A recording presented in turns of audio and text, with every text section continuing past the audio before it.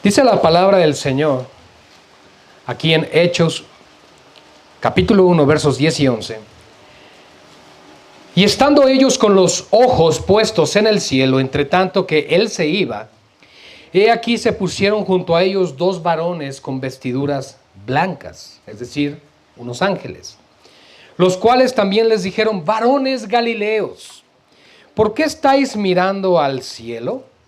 Este mismo Jesús que ha sido tomado de vosotros al cielo, así vendrá como le habéis visto ir al cielo. En esta mañana, amada iglesia, vamos a concluir con nuestra serie de escatología. Esto no significa que no vamos a hablar de estos eventos a lo largo o en el resto del año. Por supuesto que siempre hay que estar recordando que Cristo vuelve.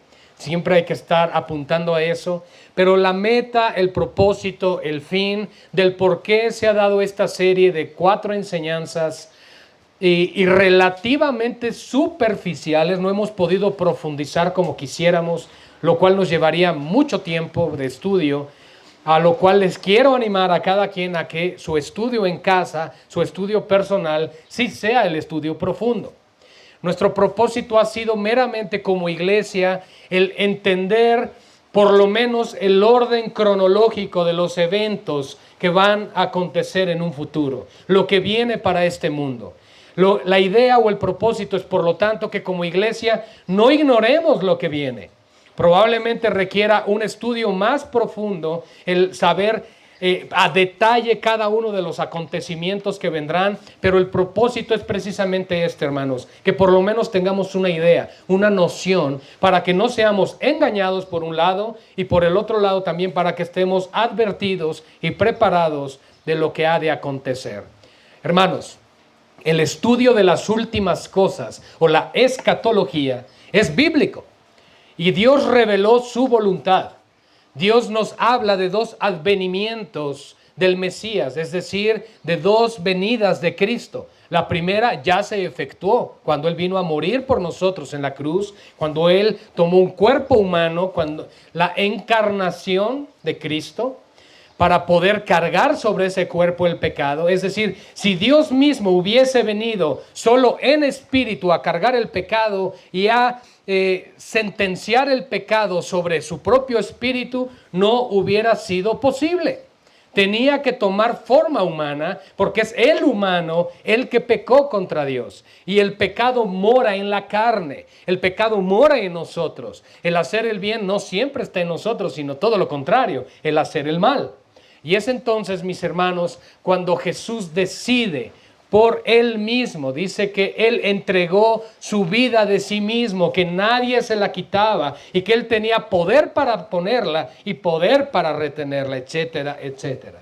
Jesús, por lo tanto, ofrece su propia vida en encarnación, en cuerpo y carne, en sangre, en rescate y redención por nosotros. Esa es la primera venida de Cristo. Pero viene un segundo evento, la segunda venida de Cristo, y que no se debe de confundir con el arrebatamiento de la iglesia, lo cual ya hemos explicado. En esta introducción solamente quiero recalcar o nuevamente darles la cronología para que no perdamos el rumbo de lo que hemos aprendido hasta hoy, y es que los acontecimientos futuros que van a acontecer son un sí y son una verdad absoluta en la palabra. Va a suceder. No es una historia fantasiosa. No es como dice Pablo o Pedro, no hemos seguido fábulas, no hemos seguido historias. Estamos siguiendo la verdad revelada de Dios en su palabra. Y Él dice, he aquí yo vengo en breve, yo vuelvo pronto. Eso es lo que dice la palabra del Señor. Parusia, las venidas o advenimientos o la venida de Cristo está por acontecer pronto. Pero antes de que la segunda venida de Cristo suceda, la iglesia está esperando otro evento. ¿Cuál es? el arrebatamiento de la iglesia. Lo que viene por delante para la iglesia, mis amados hermanos, no va a ser un gran avivamiento mundial. Todo lo contrario. Este mundo tiene que entrar en caos y colapso en muchos aspectos éticos, morales, políticos, religiosos y económicos, para que entonces el mundo pueda gritar, clamar a los cuatro vientos: necesitamos un gran líder que traiga orden a todo esto. Y no van a clamar a Dios. Ahí es cuando se levanta el anticristo. Entonces, mis hermanos, lo que viene por delante es el arrebatamiento de la iglesia. Después del arrebatamiento de la iglesia viene la semana 70 o los 7 años de tribulación. Al final de ese periodo, Cristo regresa con su iglesia. Ahí sí es la segunda venida de Cristo con todos sus santos. Ahí sucede una guerra, pero es una guerra que finalmente no del todo se lleva a cabo. Todos los enemigos de la nación de Israel vendrán a hacer guerra contra Jerusalén. Pero Dios dice: no va a suceder. Y esa guerra se llama Armagedón. ¿Sí han oído hablar de eso? Bueno, el Armagedón. Dios, por lo tanto, lleva a una quietud ese momento y hay un juicio. Ese juicio es el juicio de las naciones, descrito en Mateo capítulo 25. Después de ese momento, amada iglesia, Satanás es atado por 1000 años. Y una vez que Satanás es atado por 1000 años, y que dicho sea de paso, y lo hemos mencionado, lo ata un ángel, no lo ata la iglesia, ¿ok? No lo atan en un culto, no lo ata un superungido, lo ata un ángel enviado de Dios. Es el único registro bíblico donde dice que Satanás es atado, y eso todavía no sucede. Eso sucederá en la segunda venida de Cristo. Cuando Satanás sea atado, entonces comienza un periodo llamado el milenio, el reino milenial de Cristo sobre esta tierra. Y al final de ese gran periodo de 1000 años, o un conjunto de 1000, que es la traducción literal del reino milenial, vendrá otro tiempo de guerra. Satanás será soltado por última vez y volverá a engañar a las naciones de la tierra. Y vendrán y le querrán hacer guerra al Cordero y a la santa ciudad. Y entonces desciende fuego del cielo, los destruye, etc. Y Satanás es lanzado ahora sí al lago de fuego. Ya no es atado, sino lanzado al lago de fuego para la eternidad. ¿Ok? Viene otro juicio ahí. El juicio ante el gran trono blanco. Y ese juicio es meramente, prácticamente a la luz del contexto bíblico, solo para impíos. Después de eso viene destrucción de esto que conocemos como cielo y tierra. Y vendrán nuevos cielos y una nueva tierra. Descenderá la santa ciudad del cielo, una nueva Jerusalén. Y eso es parte de lo que vamos a ver hoy. Gloria al Señor. Vamos a orar para dar inicio, ahora sí, al último tema de hoy. Padre, una vez más nos presentamos delante de ti. Venimos en el nombre de tu amado Hijo Jesús para aprender, para conocer, para escudriñar lo que tú ya has revelado. Señor, sé que son enseñanzas difíciles, por lo cual oramos que tú abras nuestro entendimiento, nuestros oídos espirituales y nuestros sentidos espirituales estén alertas a esta enseñanza. Danos comprensión, Padre, que esta palabra pueda traer entendimiento y sabiduría, porque el que tiene oídos para oír, oiga lo que el Espíritu dice a la iglesia a través de la palabra. Hoy, Señor, nos sometemos a tu palabra, a lo que ésta revela y a lo que tú has revelado para tu iglesia, para que conozcamos y no ignoremos los eventos que vienen por delante. Eventos gloriosos para tu iglesia, pero eventos dolorosos y de gran sufrimiento y tristeza para este mundo impío que ha rechazado al Salvador. A ti damos gracias en esta mañana, porque eres bueno. Nos ponemos en tus manos, Señor, porque no hay lugar más seguro que en tu presencia. Nuestra vida está escondida en ti y Cristo en Dios. A ti la gloria. En el nombre de Jesús, iglesia, oramos. Amén y amén. Amados hermanos, quiero pedir por favor podamos tener en silencio los teléfonos celulares. No nos distraigamos con eso. Por favor, vamos a respetar el culto, el tiempo del Señor es para el Señor. Saliendo de aquí, ya puedes hacer lo que desees, menos pecar contra el Señor, ¿no?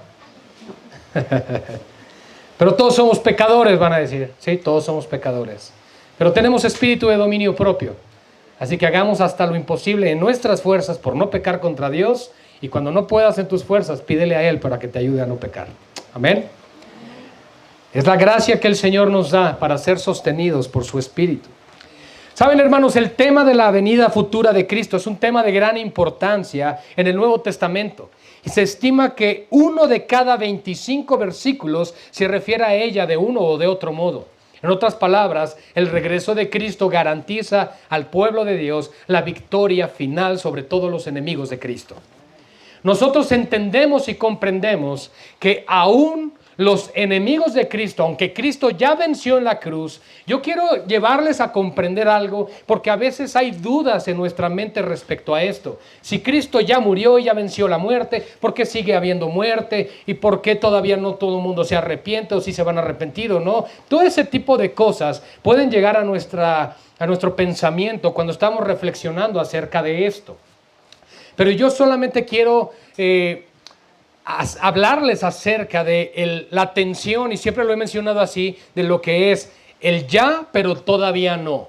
¿Qué significa esto? Por ejemplo, nosotros ya somos salvos por Cristo, por algo que aconteció en una cruz hace 2000 años, planeado antes de la fundación del mundo y que se aplica en el momento que somos salvos.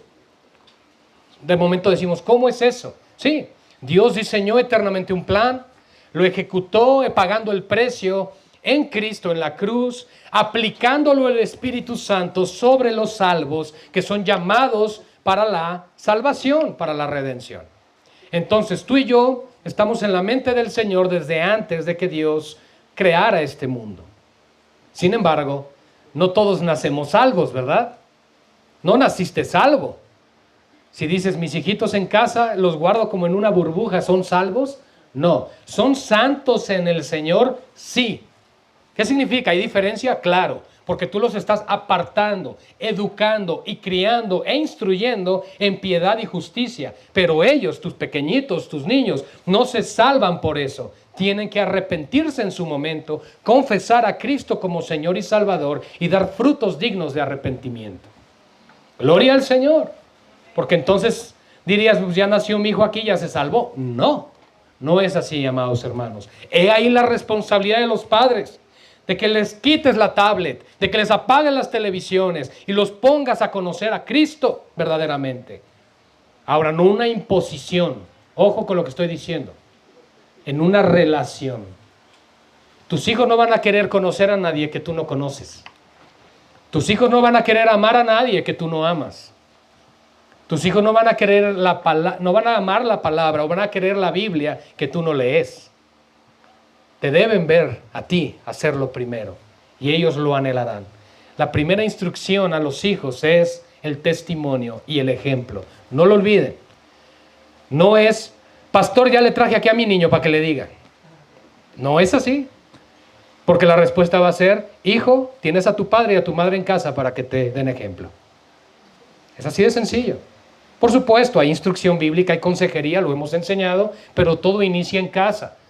Así que es importante, amada iglesia, que con disciplina y denuedo tomemos el compromiso de instruir a los nuestros en el camino del Señor. Porque Dios no juega con la vida, Dios no juega con la muerte, Dios no juega con la sentencia del pecado. Romanos 6:23 nos lo deja de una manera clara. La paga del pecado es muerte. Y esa muerte no es así, un estado donde quedas dormido, no.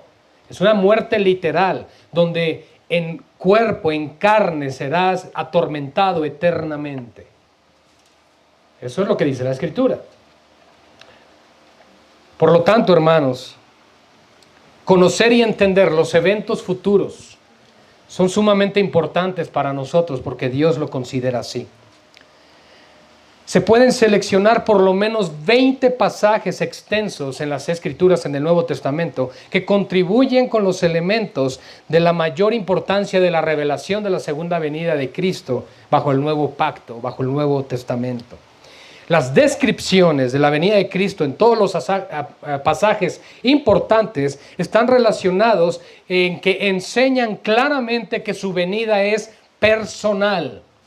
Ojo, iglesia, hoy no estamos hablando del arrebatamiento de la iglesia. Eso ya hablamos.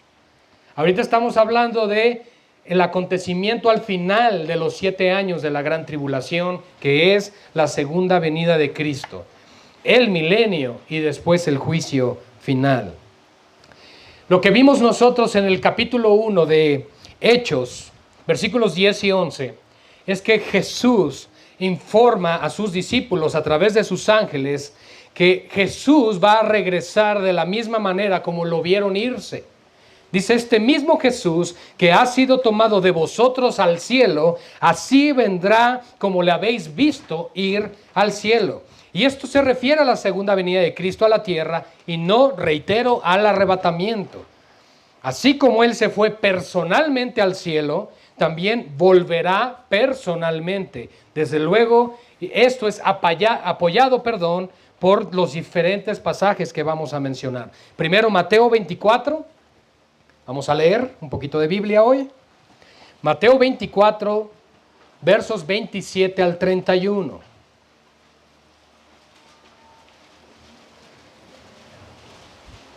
Mateo 24, 27 al 31. Está antes de Mateo 25, ¿ya? Porque como el relámpago que sale del oriente y se muestra hasta el occidente, así será también la venida del Hijo del Hombre.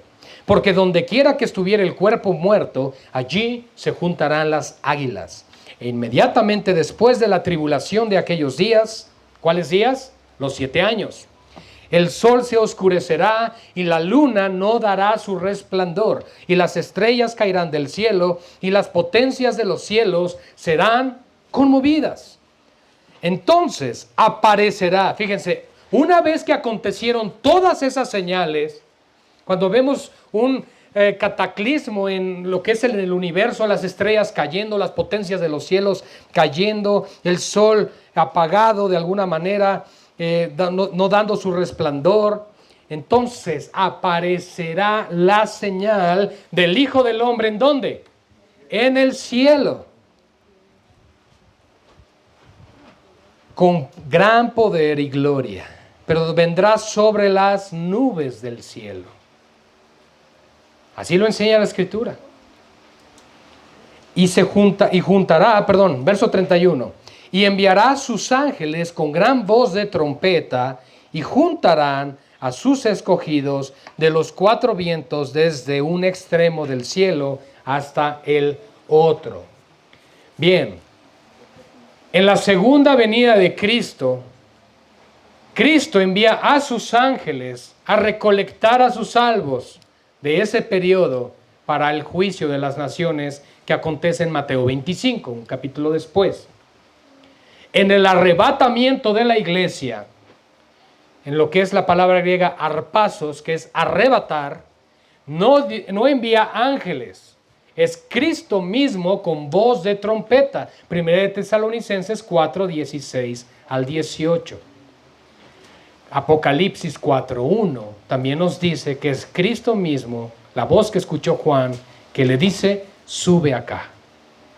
En el caso entonces de la segunda venida de Cristo, Cristo envía a sus ángeles para reunirlos con el propósito de venir a juicio de las naciones. Apocalipsis 19, hermanos, 11 al 16. Apocalipsis 19, 11 al 16.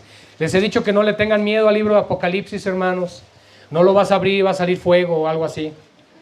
No te preocupes, es palabra de Dios, es palabra viva y es palabra de bendición.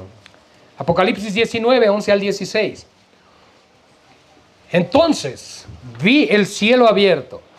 Yo quiero recordarles otra vez, espérenme, bajemos el acelerador. Quiero solo recordarles, Apocalipsis se divide en tres. La división nos la da Apocalipsis capítulo 1, verso 19. Escribe las cosas que has visto, las que son y las que han de ser después de estas. Las que has visto era la visión de Juan, las que son capítulo 2 y 3 que corresponde a la iglesia, y a partir del capítulo 4 es lo que acontecerá después de estas, es decir, después de la era de la iglesia, y donde el capítulo 4 verso 1 Juan es elevado al cielo y entonces empiezan los juicios de Dios sobre este mundo. Es hasta Apocalipsis 19 donde la iglesia nuevamente es mencionada como los santos que vienen con Cristo. ¿Ok? Así que del capítulo 4 hasta el capítulo 18 al final la iglesia nunca vuelve a ser mencionada. ¿De qué se trata esos capítulos? De los tratos de Dios con Israel en el tiempo de la gran tribulación. Bien, vi el cielo abierto y he aquí un caballo blanco, y el que lo montaba se llamaba Fiel y Verdadero. No como el anticristo que vino en un caballo blanco. No. Este viene con justicia, juzga y pelea. Además dice a la luz del capítulo 1 que sus ojos eran como llama de fuego y había en su cabeza muchas diademas. Las diademas representan autoridad. Estaba vestido, me brinqué algo, y tenía un nombre escrito que ninguno conocía sino él mismo. Estaba vestido de una ropa teñida de sangre. ¿Por qué creen que estaba su ropa teñida de sangre? ¿Andé? Porque había peleado. ¿La sangre de los santos? No, hay mucha discrepancia aquí. Bueno, él viene para pisar el lagar de su ira y su furor. En otras palabras, esa sangre no es la sangre de él, es la sangre de todos aquellos que él viene a destruir. Wow, esa es la sangre, a la luz del contexto del capítulo 19. Así que esa ropa teñida de sangre no es su propia sangre. Dice, y su nombre es el Verbo de Dios, y los ejércitos celestiales, vestidos de lino finísimo, blanco y limpio, le seguían en caballos blancos. ¿Ya te viste ahí? Espero que sepas montar. De su boca sale una espada aguda para herir con ella las naciones, la palabra de Dios. Y él las regirá con vara de hierro. Y él pisa el lagar del vino del furor y de la ira del Dios Todopoderoso. Y en su vestidura y en su muslo tiene escrito este nombre: Rey de Reyes y Señor de Señores. Wow. Fíjense en estos 5 versículos, nos dice que Él es el Verbo de Dios, que Él es el fiel y verdadero, y que Él es el Rey de Reyes y Señor de Señores. Creo que va a ser evidente quién es. No hay duda cuando el mundo lo vea, y las naciones de esta tierra harán gran lamentación. Bien, los mismos pasajes que indican entonces que su venida es personal, enseñan que será una venida corporal, aunque la deidad de Cristo, por supuesto, es omnipresente. Y puede estar en el cielo y en la tierra al mismo tiempo. El cuerpo de Cristo es siempre local y ahora está a la diestra de Dios Padre. En su segunda venida, Cristo volverá corporalmente, así como ascendió corporalmente. Y esto también lo vemos en Zacarías capítulo 14, versículo 4. Dice así: y se afirmarán sus pies en aquel día sobre el monte de los olivos. También lo apoya el pasaje de Hechos capítulo 1, que afirma que su venida será del mismo modo que su ascensión. Los ángeles, estando ahí en el monte de los olivos, donde fue la ascensión de Cristo, le dijeron, así como lo vieron, así vendrá. ¿En dónde? En este lugar. Y Zacarías, unos cuantos siglos antes, dice, llegará y establecerá sus pies en el monte de los olivos. Y Zacarías nos está hablando de la segunda venida de Cristo, no de la primera. Así que también en contraste con el arrebatamiento, en que no hay evidencia de que el mundo como tal vio la gloria de Cristo, en la segunda venida de Cristo sí será visible y gloriosa. Cristo mismo describió su venida como un relámpago que resplandece desde el oriente hasta el occidente, en Mateo 24, verso 27, que ya dimos lectura. Porque como el relámpago que sale del oriente y se muestra hasta el occidente, así será también la venida del Hijo del Hombre. Entonces, hermanos, así como en la ascensión de Cristo, de Hechos capítulo 1, versículo 11, es visible, su segunda venida también será visible. Y Cristo vendrá como le habéis visto ir al cielo, dijeron los ángeles. En el arrebatamiento no es visible. ¿Por qué? Porque la iglesia es levantada y se encuentra con el Señor en los aires. Totalmente diferente a los textos que nos indican que en la segunda venida Él toca tierra corporalmente. Él viene presencialmente.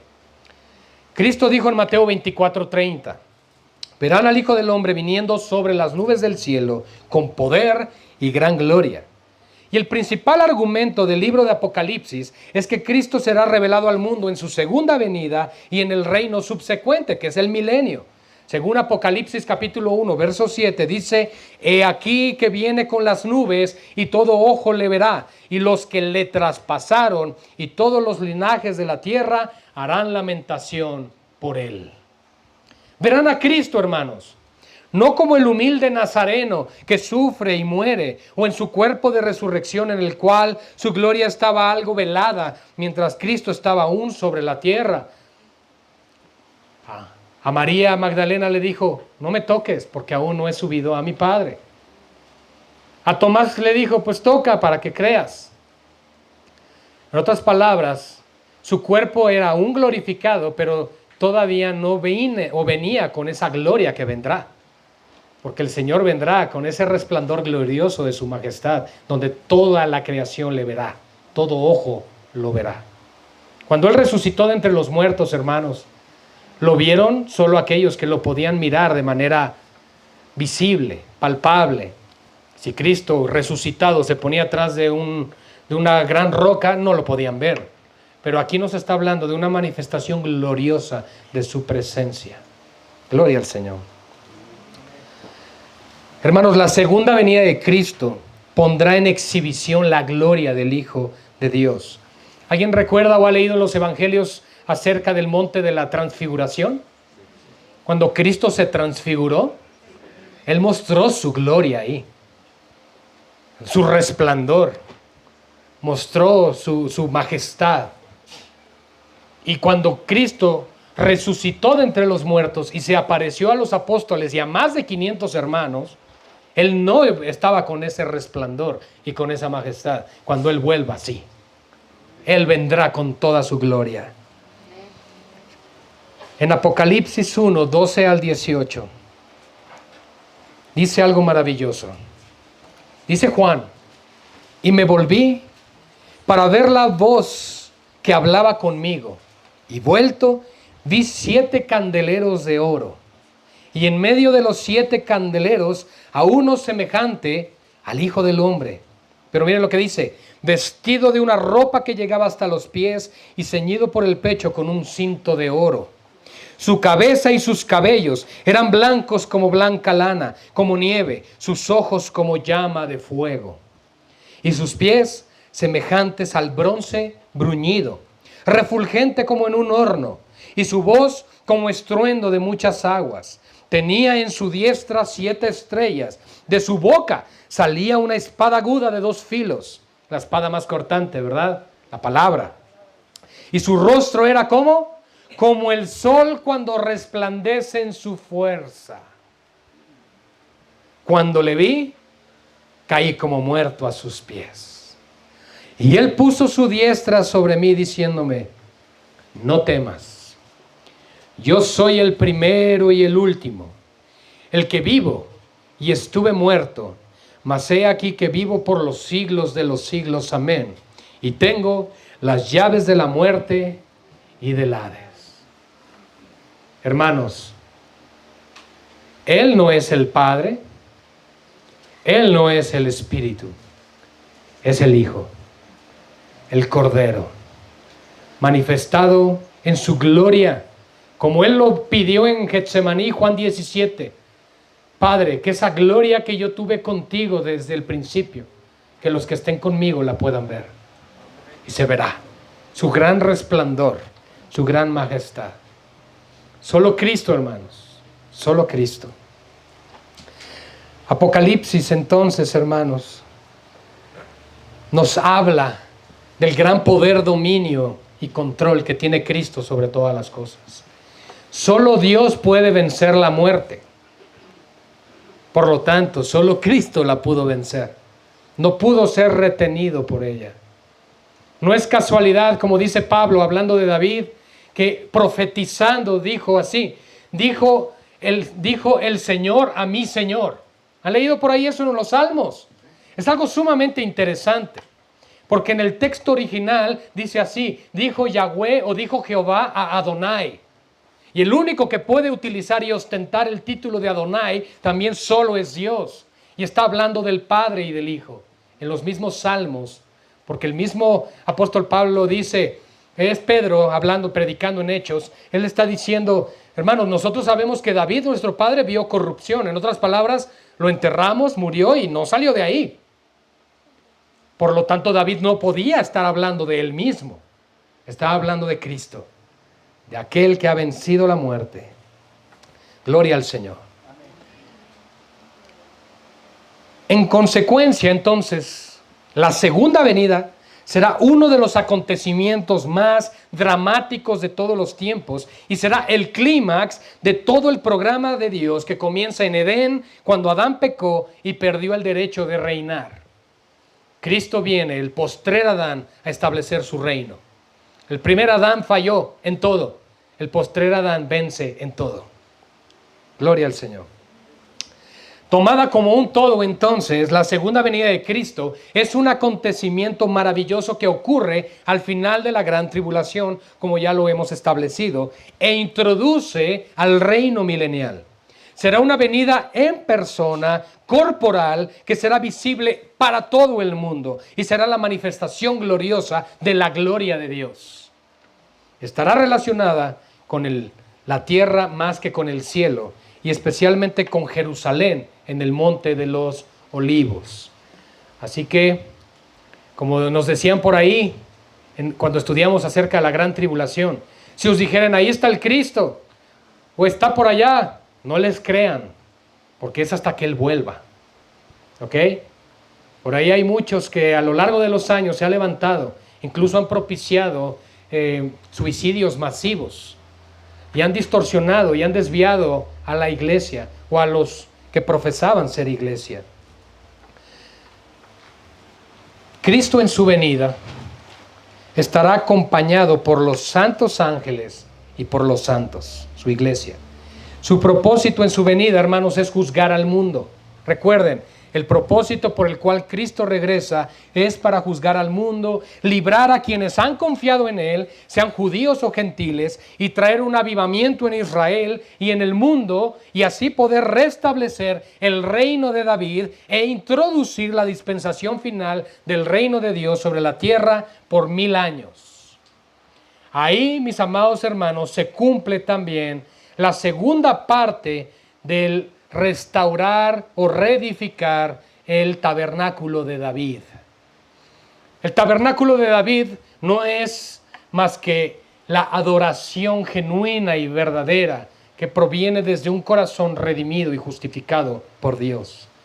Esa adoración y esa restauración del tabernáculo de David se ha restituido o restaurado parcialmente por la iglesia, porque la iglesia adora en espíritu y en verdad.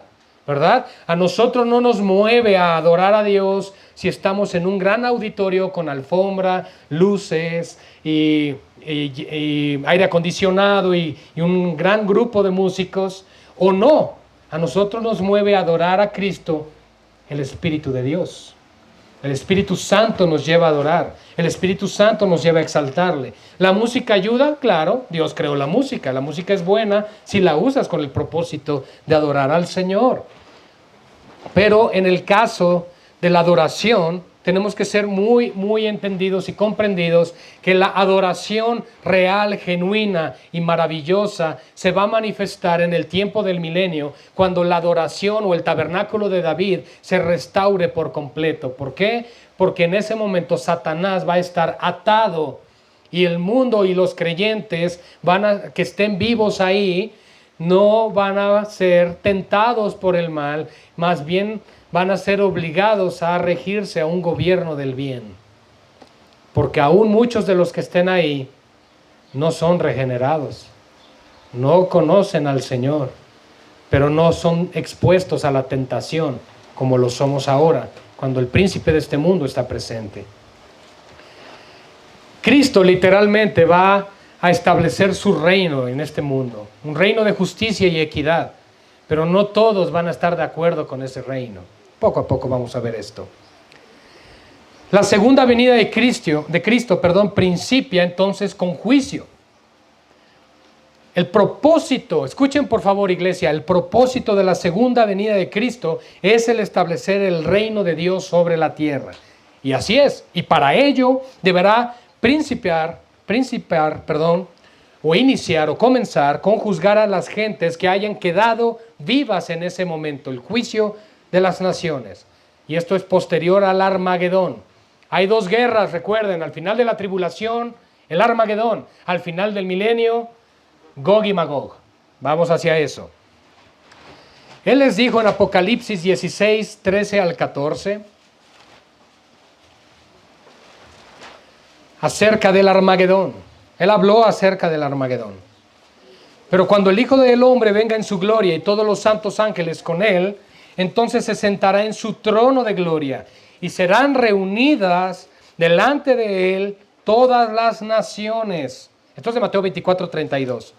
Y apartará los unos de los otros, Mateo 25, como aparta el pastor las ovejas de los cabritos, y pondrá las ovejas a su derecha y los cabritos a su izquierda. Ese juicio de las naciones está, en Mateo 25, versos 31 al 33. Entonces, hermanos, hay un juicio para la iglesia. Segunda de Corintios 5:10 nos dice que es el tribunal de Cristo. Juicio para nosotros. ¿Ya escuchaste, iglesia? Vas a ser juzgada.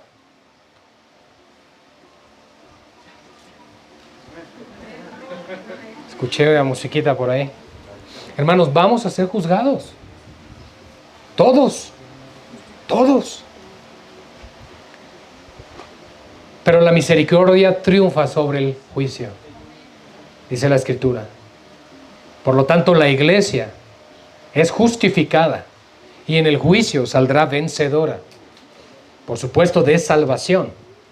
Mas habrán obras que serán quemadas, y ya lo hemos explicado. Pero al final de los 7 años de la gran tribulación, cuando Dios venga y frustre el famoso Armagedón, vendrá otro juicio. El juicio de las naciones de Mateo 25. Ahí es donde Dios separa ovejas y cabritos, los que están vivos al final de ese periodo. Y al final del milenio hay otro juicio, el juicio final ante el gran trono blanco. La palabra que en español se traduce por naciones, en Mateo 25, 31 al 33, es la palabra griega etnos, que básicamente significa gentes o razas. El Evangelio nos enseña que de las gentes que hayan quedado para su venida, los que sean colocados a la derecha entrarán en el reino. ¿A cuál reino? Milenial, al milenio. A diferencia de los otros que irán a la condenación eterna, como lo enseña Mateo 25, verso 34.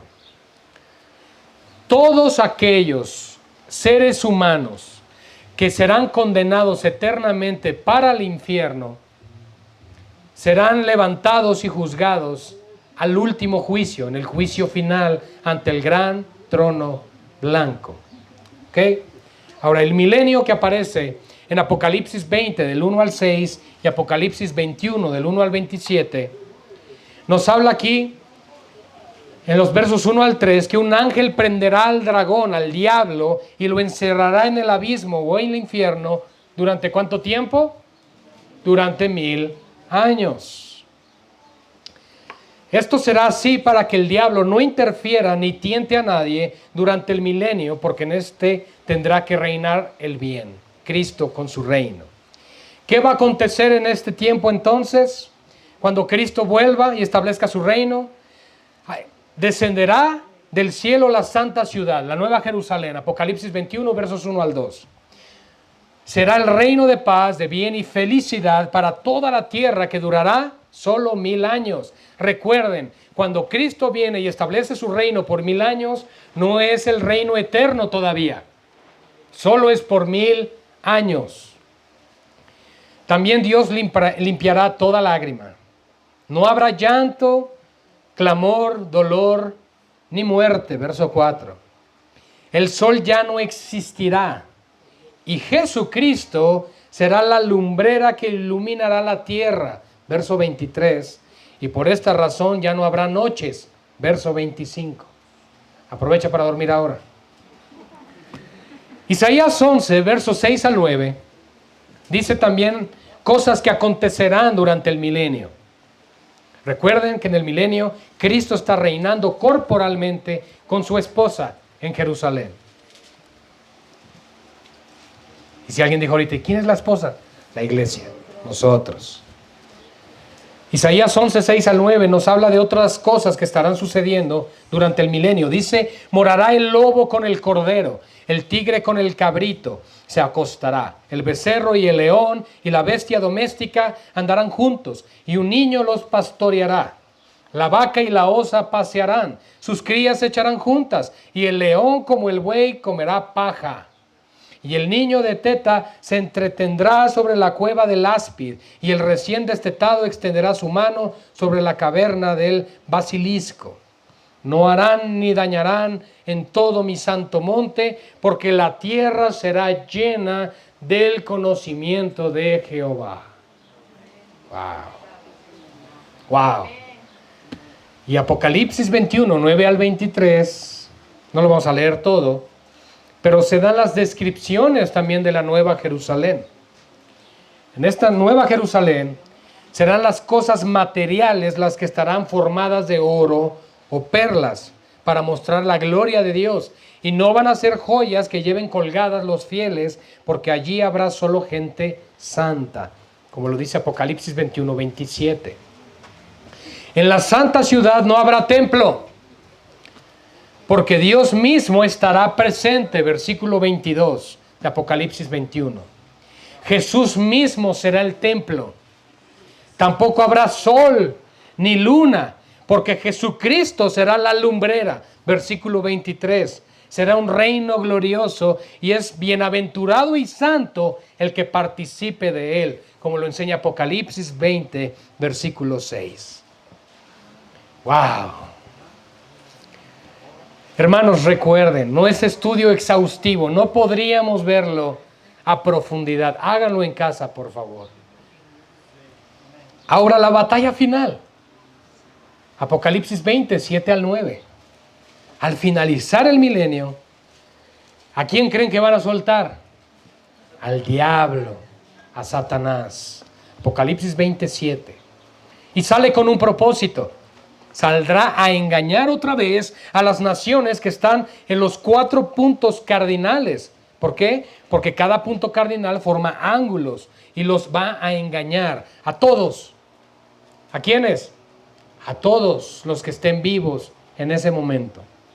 Los impíos se habrán reproducido tanto porque ya no habrá más que muerte durante el milenio. Se van a reproducir y reproducir y reproducir y reproducir. ¿Cómo es esto? No lo sé. La Biblia lo dice así, yo lo creo. Los impíos se habrán reproducido tanto como la arena del mar, como lo dice el versículo 8. Su propósito será tomar el gobierno de Jesucristo en sus manos para dar libertad al pecado otra vez. Porque durante el milenio ellos han sido infelices como esclavos del bien. Cuando el versículo 8 habla de Gog y Magog, ese asunto se discute mucho realmente. Según Ezequiel 38:2, Gog fue un rey de la tierra de Magog y gobernaba también a Meses y Tubal. Magog, según Génesis 10:2, fue uno de los hijos de Jafet y nieto de Noé. Los descendientes de Cam habitaron unos en las tierras de Canaán, en el Oriente Medio, y otros en África. Los descendientes de Sem habitaron unos en el Medio Oriente y otros en el Oriente, que incluía China y Japón. Los descendientes de Jafet son los que habitaron en el norte, o sea, en Europa. De ahí se deduce que la tierra de Magog era en Europa del norte. Algunos los identifican como el reino de los godos o las tierras germanas de Europa Central y otros como Rusia, pero ninguna identidad es segura como tal. La cosa es que vendrán de toda esa zona. Lo que sí es verdadero es que Apocalipsis 28 dice Gog y Magog son alegóricos. Esos nombres sí. E incluyen a todos los reinos impíos del mundo, no solo los europeos, porque reunirá a las naciones que están sobre los 4 ángulos de la tierra, dice la Escritura. O sea que en los 4 puntos cardinales. Queda claro entonces que cuando nos habla de Gog y Magog, se refiere a 2 de los 4 puntos cardinales, al oriente y al occidente, que son los 2 puntos cardinales que representan hoy a todo el mundo. Tal como en la actualidad, ¿verdad? Lo mencionamos, oriente y occidente. ¿Nosotros somos occidente u oriente? Sí, porque si no estaríamos como chinitos, ¿no? Bien. En Ezequiel 38 y 39, estos 2 capítulos, pueden verse los detalles de las profecías de esta rebelión final de la raza humana. Escuchen bien, en Ezequiel, un profeta del Antiguo Testamento, se puede ver detalladamente los acontecimientos del fin de los tiempos.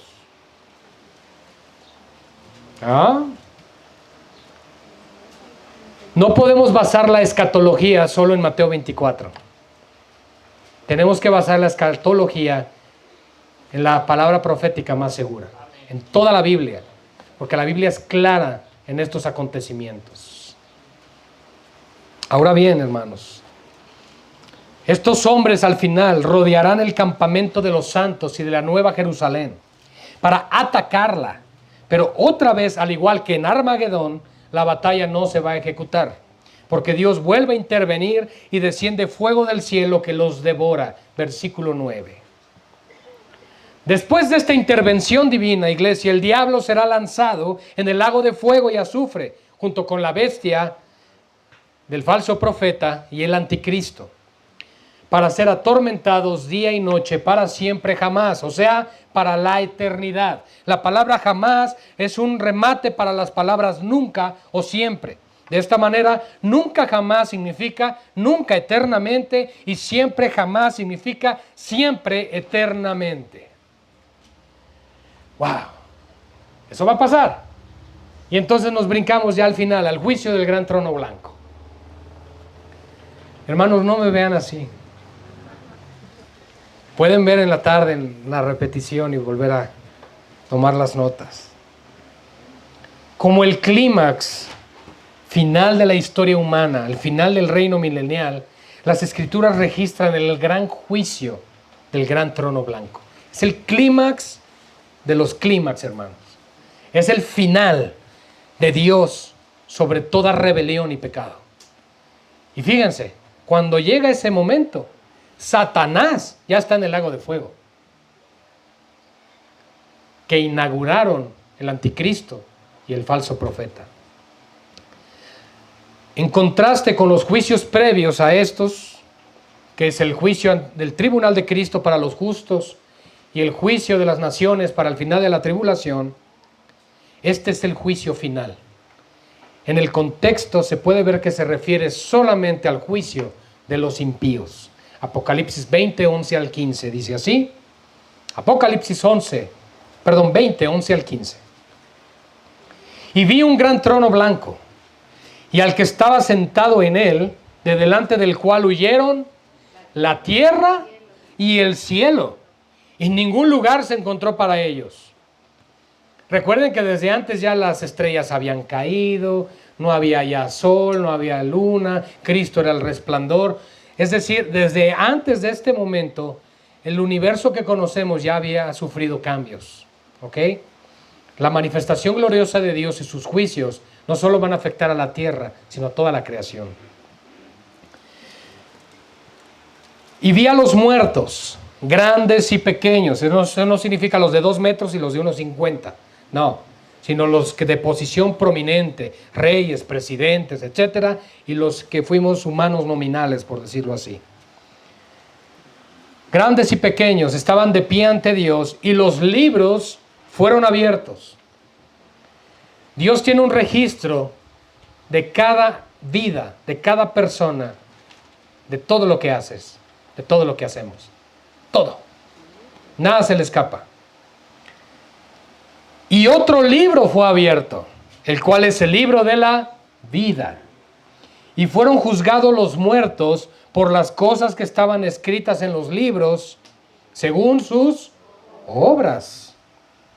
Y el mar entregó los muertos que había en él, y la muerte y el Hades entregaron los muertos que había en ellos, y fueron juzgados cada uno según sus obras. Y la muerte, escuchen, y el Hades fueron lanzados ¿a dónde? ¿Quiénes? La muerte y el Hades. El enemigo más grande de Dios no es el diablo, es la muerte. Por eso en 1 Corintios 15 nos dice que el postrer enemigo que será destruido es la muerte, porque sorbida es la muerte en victoria. Cristo la venció con su muerte, porque Cristo no podía morir, porque Cristo es Dios. Cristo resucita de entre los muertos, venciendo y arrebatándole las llaves de la muerte y del Hades. ¿A quién? Al diablo. ¿Él tenía poder y autoridad ahí? Sí, pero Cristo se lo arrebató en el momento que lo vence. Y es entonces, mis hermanos, que la muerte finalmente es vencida y lanzada al lago de fuego. Esta es la muerte segunda. Y el que no se halló inscrito en el libro de la vida fue lanzado al lago de fuego. Bienaventurado el que tiene parte de la primera resurrección, porque la segunda muerte no tiene potestad sobre él. La primera resurrección es en el arrebatamiento de la iglesia. Todos los que seamos resucitados con Cristo, la segunda muerte no tendrá potestad sobre nosotros. Aunque te mueras de COVID, ojo, porque de algo hemos de morir, hermanos, no te espantes. De algo te vas a morir. Y no te vas a morir de lo que tú digas. Porque aunque te escondas debajo de las piedras, si Dios dice COVID, COVID y te mueres. Que te quede claro. Si Dios dice no, te me resbalas en la regadera y ahí quedaste. O en un accidente automovilístico. O dormidito y se te para el corazón. O se te atragantó algo mientras comías tu comida favorita. No lo sé. Todos vamos a morir. Excepto los que seamos arrebatados o serán arrebatados en su momento. Pero no le tengas miedo a la primera muerte. Porque serás librado de la segunda muerte. Porque la segunda muerte es el ser lanzado al lago de fuego. Aguas con eso, hermanos. Entonces, viene la destrucción de los cielos y la tierra. Estamos concluyendo. Antes del juicio del gran trono blanco se declara en Apocalipsis 20:11 que huyeron el cielo y la tierra y que ningún lugar se encontró para ellos. Cumplida la carrera de la historia humana, se destruye la antigua creación, como se expresa en Apocalipsis 21:1, porque dice que el primer cielo y la primera tierra pasaron y el mar ya no existía más. Si quieres ir a Tuxpan, aprovecha ahora. Segunda de Pedro 3:10 al 12. Se refiere a este acontecimiento y describe la dramática destrucción con estas palabras. Los cielos pasarán con gran estruendo y los elementos ardiendo serán deshechos y la tierra y las obras que hay en ella serán quemadas. Dios destruyó en algún momento esta creación con un cataclismo hidráulico, el diluvio universal. Y puso un sello en el cielo, su pacto, el arco iris que ves cuando llueve. Ese es el sello que Dios puso sobre el mundo para no volver a destruirlo con agua. Pero no dijo nada del fuego. Será destruido con fuego, hermanos. serán deshechos los elementos, y la tierra y las obras que hay en ella serán quemadas. Así que las maravillas del mundo y las grandes construcciones y todo lo que el hombre de tanto se esmera, será quemado. Y en el verso 12 de 2 de Pedro 3, estos conceptos se combinan cuando dice: los cielos encendiéndose serán deshechos y los elementos siendo quemados se fundirán. Debido a la destrucción de la tierra y el cielo actuales, parece que el juicio del gran trono blanco entonces se realiza en el espacio. Ay, ya se le fue la onda al pastor. No, hermanos, es cierto. La tierra ya no está. El cielo ya no está. ¿Dónde vamos a estar? En la expansión de los cielos. No hay otro lugar, hermanos. No me tiren de loco, ¿ok? Ahora, la resurrección de los impíos muertos, según Apocalipsis 20:12, Juan ve que los muertos grandes y pequeños los ve delante de Dios de pie, y agrega: y el mar entregó los muertos que había en él, y la muerte y el Hades entregaron los muertos que había en ellos. Todos los impíos muertos aquí han sido resucitados y están delante de Dios para ser juzgados. Juan 5:27 desprende desde aquí que el juez será el Señor Jesucristo. ¿Quién va a estar sentado en el gran trono blanco? El Señor Jesucristo, según Juan capítulo 5, versículo 27. Y el único que tiene facultad de emitir un juicio justo e imparcial es Dios. ¿Por qué? Porque Él tiene la autoridad para hacer juicio por cuanto es el Hijo del Hombre. Asimismo se abre el libro de las obras humanas. Ya lo vimos, los libros fueron abiertos. El versículo siguiente repite este hecho condenador: según sus obras serán juzgados.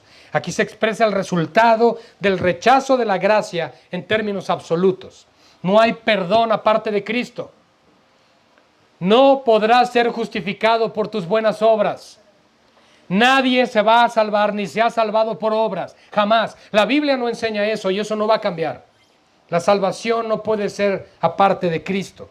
Y los que rechazan la gracia inevitablemente deben de ser juzgados por sus pecados. Nadie va a vencer ahí. Hechos 4:12, hermanos, nos dice que no hay otro nombre dado a los hombres debajo del cielo en el cual podamos ser salvos en el nombre del Señor Jesús. Dios va a examinar los corazones y las obras y serán juzgados. Romanos 1, que por ahí lo estamos estudiando en 3 semanas, versos 18 al 20, dice así: porque la ira de Dios se revela desde el cielo contra toda impiedad e injusticia de los hombres que detienen con injusticia la verdad. Porque lo que de Dios se conoce les es manifiesto, pues Dios se los manifestó.